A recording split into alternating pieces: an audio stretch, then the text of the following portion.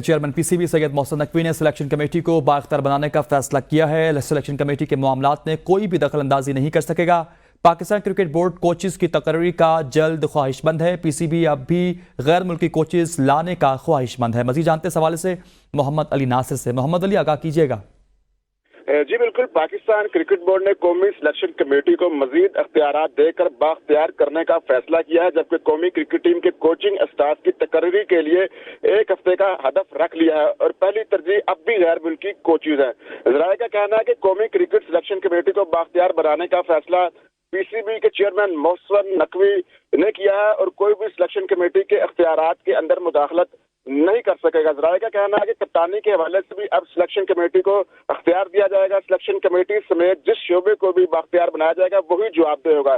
Chief selector Wahab Riaz کے ساتھ دیگر سلیکٹرز کا فیصلہ 1 ہفتے کے اندر ہو جائے گا۔ قومی ٹیم کے کوچز کا فیصلہ بھی جو التوا کا شکار تھا، وہ بھی امید ہے کہ 1 ہفتے کے اندر مسئلے کو حل کر لیا جائے گا اور جو نیوزی لینڈ کی ٹیم پاکستان آ رہی ہے اس میں کوچنگ کا فیصلہ ہو جائے گا۔ جی صحیح، بہت شکریہ تفصیلات سے آگاہ کرنے کے لیے۔ محمد ناصر ہمیں آگاہ کر رہے تھے۔